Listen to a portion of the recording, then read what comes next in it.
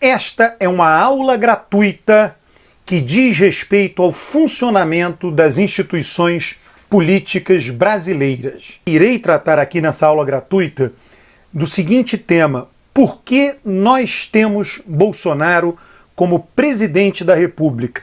Que elemento de nossas instituições, que elementos ou quais elementos permitiram que Bolsonaro se tornasse presidente da República? Tenho isso em mente pensando no que está acontecendo na pandemia do coronavírus, em que todos os países do mundo, quer dizer, foram pouquíssimas as exceções, todos os países do mundo, os governantes, foram responsáveis com relação ao combate da pandemia. Quando se tem um vírus que tem as características do coronavírus, de infecção fácil, não manifestação dos sintomas, e aí pessoas assintomáticas podiam passar ou podem passar aquilo para outras pessoas, pessoas não imunes, e com a taxa de mortalidade dele, isso exige uma resposta médica, uma resposta científica. Então, nos países do mundo, em todos os países, com raríssimas exceções, repito, talvez o caso do Brasil, Bolsonaro, o caso da Nicarágua, Daniel Ortega, o caso da Bielorrússia e Turcomenistão, se eu não me engano, só 4 países, ou seja, super exceções, fugiram à regra geral dos governantes, que foi a regra de aceitar a determinação da OMS e as determinações de seus sistemas locais de saúde para o combate da pandemia. Então, por que o Brasil foi premiado com isso? Porque nós brasileiros elegemos Bolsonaro. E aí vamos propriamente à aula. Primeira coisa, podemos, evidentemente, colocar toda a responsabilidade no eleitor, podemos colocar toda a possibilidade no eleitorado. Eu queria trazer aqui uma reflexão para você. Vamos imaginar, primeiro, o eleitorado brasileiro de 2018, o eleitorado que estava registrado em 2018, habilitado para ir às urnas, era da ordem de 140 milhões, por aí. O eleitorado que efetivamente foi às urnas foi na ordem de 115 milhões e os votos válidos para presidente foi em torno de 100 milhões de votos. Vamos pensar o seguinte, os eleitores, você que está assistindo essa aula, você é uma pessoa fortemente interessada em política. Não é a regra. A regra é que as pessoas sejam levemente interessadas em política. Elas sabem uma ou outra coisa, elas comparecem no dia da eleição, elas procuram algum tipo de informação política, mas elas não seguem a política de maneira intensa. Então elas não sabem detalhes das vidas dos políticos. Eu estou falando isso, você já sabe, você já percebeu o que eu tenho em mente ao falar isso. Muito dificilmente é possível colocar a responsabilidade, o eleitor em 2018, ele não poderia de modo algum antecipar que Bolsonaro seria quem ele foi, seria quem ele vem sendo. Você pode me questionar dizendo, Alberto, então você está dizendo que Bolsonaro não foi transparente na campanha eleitoral, mas ele foi transparente. Ele disse que os indígenas não teriam mais 1 centímetro de terra no Brasil, disse. Ele falou coisas fortemente preconceituosas, racistas, falou várias coisas, mas veja, o eleitor, ele olha para aquilo, é compreensível. É isso que eu estou querendo mostrar, eu vou falar das instituições. O eleitor olhava para aquilo e dizia, não, mas isso não é sério. O que importa é o que ele representa de mais amplo. Então o eleitor vai lá e vota. O que eu estou querendo mostrar com isso? Você não pode contar com o eleitorado, eu falei números imensos, os números reais de nosso eleitorado nacional, 100 milhões de votos válidos, mas se fosse 1 milhão só, você não coordena a decisão de 1 milhão de pessoas. Você é incapaz de coordenar. Vamos colocar 1 milhão de pessoas numa praça e eles vão agora discutir e coordenar e vão ver o que realmente eles vão eliminar do que seria pior para eles. Isso é impossível de ser feito. é totalmente diferente de quando você fala do sistema político. O sistema político em Brasília, se nós tomarmos Câmara dos Deputados, envolve 513 pessoas que se reúnem no plenário. Senado Federal envolve 81 pessoas que se reúnem no plenário. Não são 1 milhão de pessoas, são 81, 513. Eu estou falando deles porque são nossos legisladores. O Supremo Tribunal Federal já faz tempo, já fazem muitos anos, ele suprimiu, por uma interpretação da lei, a cláusula de barreira. E é nisso que eu queria chegar. Por que que nós temos e por que que nós estamos na situação que nós estamos hoje no Brasil? Porque o sistema político, você tem que sempre pensar a eleição como a eleição tendo dois elementos chaves. O elemento da oferta, o sistema político oferta para o eleitorado os candidatos, o sistema político oferta para o eleitorado os partidos e o eleitorado demanda. Quando eu falo de demanda, o que é a demanda? A demanda é o voto. Ir lá na urna, digitar o voto e confirmar. Vamos imaginar do ponto de vista da economia. As empresas ofertam produtos. Esses produtos, vamos imaginar uma prateleira de supermercado, estão lá ofertados na prateleira de supermercado e nós, consumidores, vamos lá e demandamos esses produtos. Então as empresas elas fazem uma triagem de que produtos ofertar e a qual preço elas vão ofertar. Tá? O sistema político faz a mesma coisa com os políticos. E aí eu chego ao ponto que é o ponto crucial na comparação do Brasil com outros países do mundo, que você não se dá conta, que muitos colegas meus da área de ciência política tampouco se dão conta, que é a fraqueza do nosso sistema partidário. Fraqueza em que sentido? Não existe, olha, o mundo já se modernizou muito, nós vemos hoje coisas impensáveis do ponto de vista da comunicação, na modernização das relações sociais, mas tem uma coisa que desde o dia em que foi criado não foi superado, que é o partido político. Qual é a importância dos partidos políticos? Por que eu agora, ao falar da tragédia que o Brasil passa, eu acabo tendo que falar dos partidos políticos? Porque a representação política ela passa por dentro dos partidos políticos. Imagine aqui, para efeito apenas esquemático, um diagrama, nós temos aqui o governo e aqui embaixo a sociedade. A sociedade ela tem que transmitir suas demandas para o governo. Como ela transmite essas demandas para o governo? Pode transmitir de várias maneiras, mas na representação política só tem uma maneira, que é a maneira partidária, dando votos aos candidatos apresentados pelos partidos políticos. Quando nós olhamos no Brasil, eu tenho um curso online, um curso EAD na internet. Você pode se inscrever de tempos em tempos, eu abro inscrição desse curso.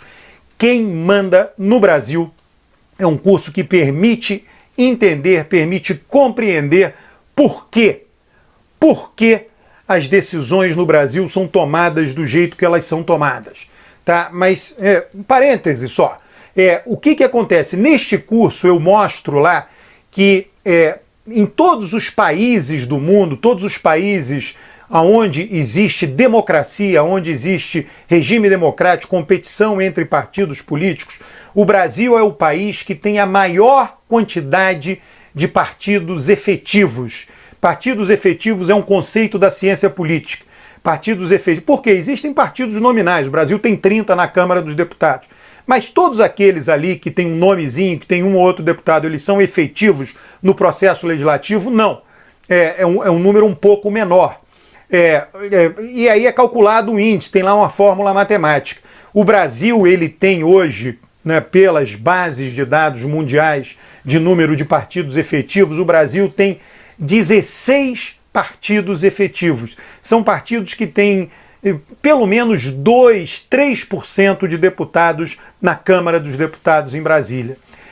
Em segundo lugar, nós temos 16. Em segundo lugar vem a Holanda, com 9 partidos efetivos, vem a Indonésia com 9 partidos efetivos, e a grande maioria dos países tem de 2, Estados Unidos tem 2 partidos efetivos, tem de 2 partidos até 6 partidos efetivos. O Brasil tem 16. Bolsonaro foi indicado candidato a presidente por um desses 16 partidos efetivos. À época ele nem entrava nessa estatística. Então a nossa legislação é uma legislação extremamente permissiva, ou vinha sendo, ou vem sendo, uma legislação extremamente permissiva de quem ofertar como candidato. Imagine, a título de exemplo, uma primária de um partido republicano nos Estados Unidos, uma primária de um partido democrata nos Estados Unidos. Não a primária quando Trump agora vai disputar a reeleição. É claro que a primária vai escolher o presidente que está lá no cargo, quer dizer, essa é uma primária que não é competitiva. Mas quando o partido, no caso esse ano é o Partido Democrata, 2020, não tem o presidente da República nos Estados Unidos, a primária ela é muito acirrada. A vida daqueles pré-candidatos ali na primária, ela é absolutamente investigada em todos os pormenores. Aquilo é uma peneira muito mais difícil que a peneira de time grande de futebol no Brasil para o adolescente entrar lá e tentar virar profissional. É muito mais duro. Então a gente tem que imaginar que na Espanha, na Alemanha, na Itália, no Reino Unido, nos Estados Unidos, conhecemos aí as primárias, em todos os países que têm poucos partidos políticos, o processo de seleção do candidato do partido político é muito duro, é muito difícil. Seja a seleção formalmente falando, que é o caso das primárias nos Estados Unidos, seja o processo informal de seleção. Só os melhores realmente são ofertados. E Bolsonaro não fazia parte dos melhores quadros da política brasileira. É por isso que eu digo, o sistema político brasileiro falhou ao ofertar Bolsonaro para o eleitorado. Se você me perguntar, o eleitorado falhou ao escolher Bolsonaro? Não, eu considero que não. Por causa do que eu falei anteriormente. Porque você não coordena a ação de 1 milhão de pessoas. Quanto mais coordenar a ação de 100 milhões de pessoas. Como é que você vai coordenar e fazer com que aquelas pessoas que não se envolvem diretamente em tempo integral com a política digam, olha, esse aqui não serve em hipótese alguma, eu tenho uma informação muito completa sobre ele. Se ele for eleito vai ser um desastre, vai ser uma tragédia. Não dá para dizer isso. Não dá para dizer isso. Mas o sistema político é capaz. O sistema político tinha ali para ofertar 513 deputados, ofertou o Bolsonaro. A gente tem um amigo meu da ciência política, professor na UFMG, que ele outro dia escreveu no meu Twitter. Ele disse, olha Alberto, se o sistema tivesse ofertado os outros 512 deputados, qualquer um deles teria sido um presidente melhor do que Bolsonaro. Enfim, que não fosse os 512, mas certamente tinham 20 deputados ali, muito melhores, muito mais bem talhados para ser candidatos a presidente do que Bolsonaro foi candidato. O nosso sistema político, porque ele tem muitos partidos, o que acontece quando você tem muitos partidos? Você tem bons políticos espalhados por diversos partidos. Se nós tivéssemos, vamos imaginar um caso que nós tivéssemos somente 4 partidos grandes. Todos os políticos que nós conhecemos hoje estariam congestionados dentro de 4 grandes partidos. Então todos eles, com sua ambição pessoal, estariam tentando ser candidatos a presidente. E ali haveria algum processo, ou formal ou informal, de seleção, dentro do qual somente os melhores políticos seriam selecionados. Veja, qual foi o processo de seleção de Bolsonaro para ser candidato a presidente? Nenhum, foi um processo de autoseleção. Ele decidiu ser candidato. E uma vez ele decidindo ser candidato, ele conseguiu ser candidato. Ele decidiu ser candidato, conseguiu uma legenda qualquer, PSL na época, ele teve uma dificuldade imensa de arrumar uma legenda. Ele obteve o controle dessa legenda, graças à nossa legislação ele passou a ter acesso a recursos de campanha, passou a ter acesso a tempo de TV e foi isso, é um processo que o próprio decidiu ser candidato. e não um partido fez uma seleção dentre 4, 5, 6 pré-postulantes à candidatura a presidente. Então vamos imaginar que nós tivéssemos todos os nossos políticos que nós conhecemos hoje, todos eles congestionados dentro de 4 grandes partidos. Seriam escolhidos para candidatos a presidente, um de cada partido, os melhores políticos, aqueles que internamente seriam mais capazes de fazer política. Então, a primeira obrigação que o nosso sistema partidário teria, que não fez, que não cumpriu, é fazer a pré-seleção de quem que ele oferta para o eleitorado. E olha, o que eu estou falando está extremado aí no caso de presidente, vale para presidente, mas isso vale para candidaturas a prefeito, candidaturas a governador. Por que nós temos muitas vezes prefeitos que são muito ruins ou governadores que são muito ruins? Porque o processo de seleção partidária foi um processo falho. E por que o processo de seleção partidária foi falho? Por causa da imensa quantidade de partidos políticos. Se for reduzido o número de partidos políticos, eles irão passar a ofertar candidatos mais bem preparados, os melhores candidatos à presidência da República.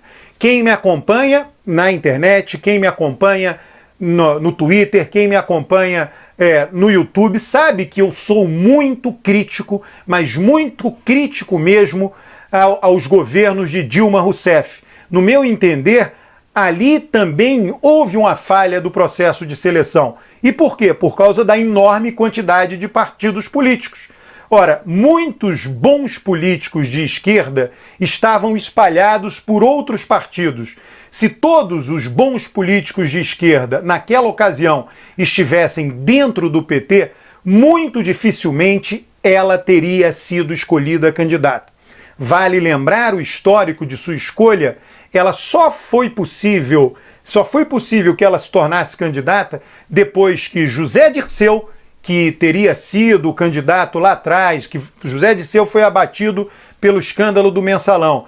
Depois, Antônio Palocci foi abatido pelo escândalo do Caseiro, enfim, de diversos escândalos. Né? Então, existiam 2 que estavam na frente da fila da escolha de Dilma Rousseff. A questão é que, como você tem bons políticos, ou tinha, ou tem, enfim, não importa, bons políticos de esquerda espalhados por vários partidos de esquerda, eles não competiram com Dilma Rousseff para ser um dos escolhidos a ser candidato a presidente naquela eleição de 2014. Então, nosso sistema político, no meu entender, ele falhou na escolha dos 2 últimos presidentes eleitos no Brasil.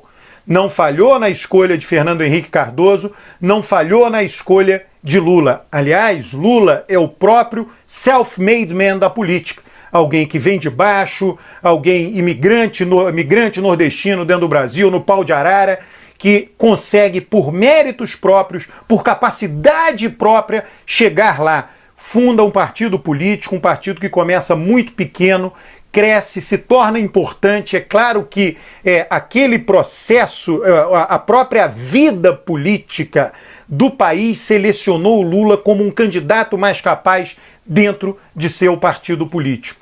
Se nós corrigirmos esta característica de nosso sistema político, a característica de muitos partidos políticos, e nós temos hoje uma legislação que, se for mantida, irá corrigir isso. Vai levar tempo, mas está corrigindo isso.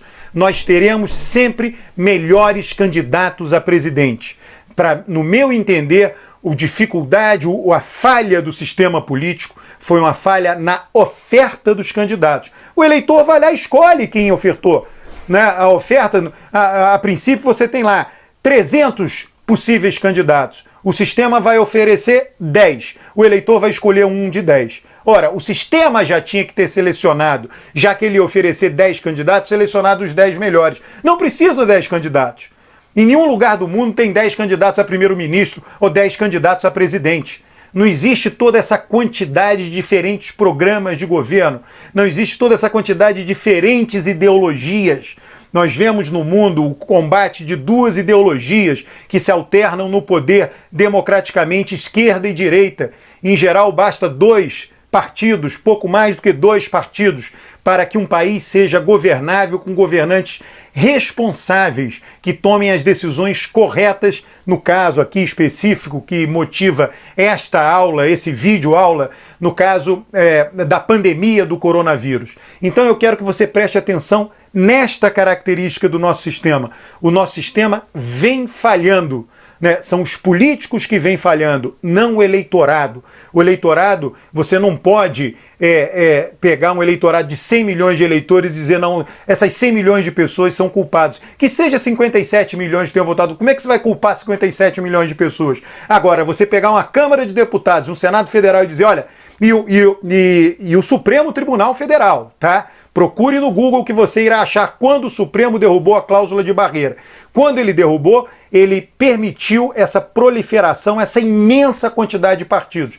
Tem presidentes de partidos hoje no Brasil que são presidentes de seus partidos há 40 anos. Há 30 anos. O que acontece em qualquer lugar do mundo?